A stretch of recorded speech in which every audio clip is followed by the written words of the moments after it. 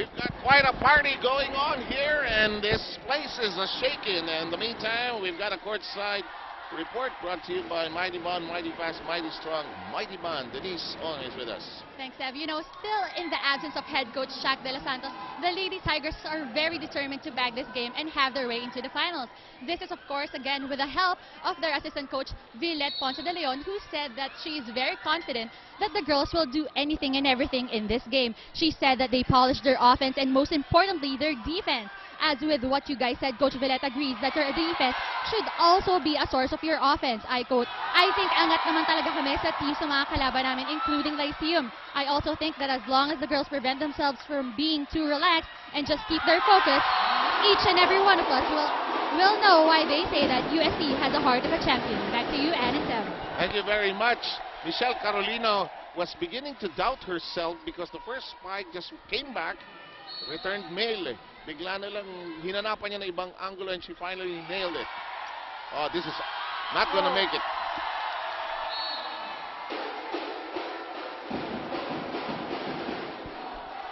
You know, no matter what rotation both these teams are in, especially if you take a look at UST right now, kahit anong ikot, malakas at malakas ang attackers nila. Yes, kahit saan umikot ang rotation.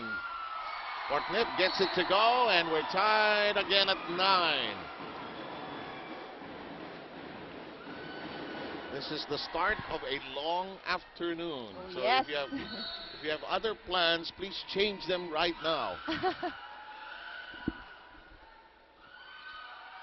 Limakulangan. That's inside. No problem that time for Tabaquero. You know, Seth, this could actually be a preview of one of the games that they've played before na umabot ng 32-30. And look at this, it's 10-9 as Pacor Sports is a proud partner of the Shakey's V-League. Here we go, up in the air, Artates loading up, excellent skid that time by Curato. Oh boy, Maizo uncorking that southpaw shot of hers.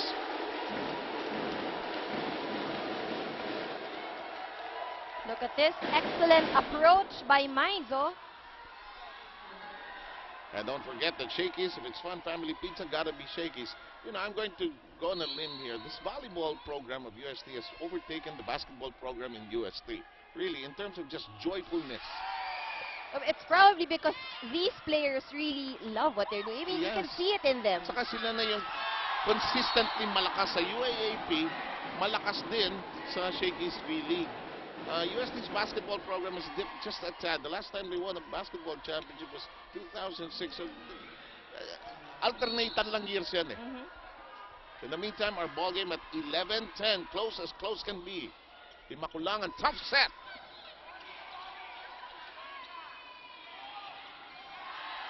Ito ang longest rally na so far. Good coverage from both teams. Fortnip, that's going to Bangkok. Well, there have been a few of those attack errors wherein itong mga Lyceum attackers, they're forced to send the ball out, and it could be because of the tall blockers of UST. First time by any side to lead by 2 points in the course of this opening set. Here we go with Cruz. Dahlia is rejected.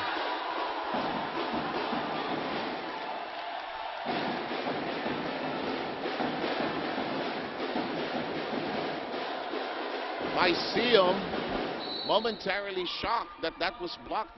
Not too many times does Dahlia get blocked, actually. Here comes the reverse set. Bang! Good decision by Tabafunda. If they need a point, of course, you go to the highest percentage attacker for Nsip just right before she goes to the back line. Good point. Mikasa is our official ball here in the Shakey's V-League. Our score right now is 13-11. UST is in front by a deuce. Kept in the air by Tabafunda. Ayaw sayangin ng Lyceum ito. Oh! Ang hirap ng angulo na yun. Maizo.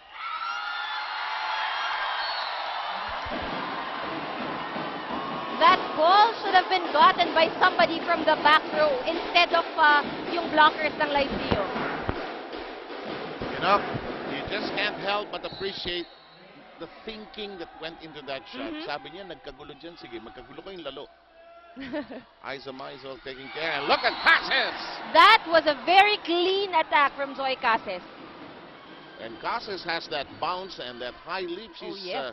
so much a joy to watch. Power Spy brought to you by PLDT MyDSL. Look at that. Just look at that, right in the middle of the two blockers of UST. Excellent vertical leap. In the meantime, this is tough for Carolino. We've got our score on the board. It's 14-12. Casas. Here comes Casas. Handled well by Tabaquero. Di makulangan says, I got it. Carolino whips it against the defense. So speaking of leap, itong si Michelle Carolino, pinakamagandang example din of a very high leaper. Kaya si Michelle actually hindi tumatanda eh, no? Oo. I guess this game Fresh na fresh palagi Yep, yan. this game keeps you young. This is blocked. Good blocking there by UST. Watch this. Mighty Bun block brought to you by Mighty Strong, Mighty Fast, Mighty Bun. Silyadong Silyado, second technical timeout.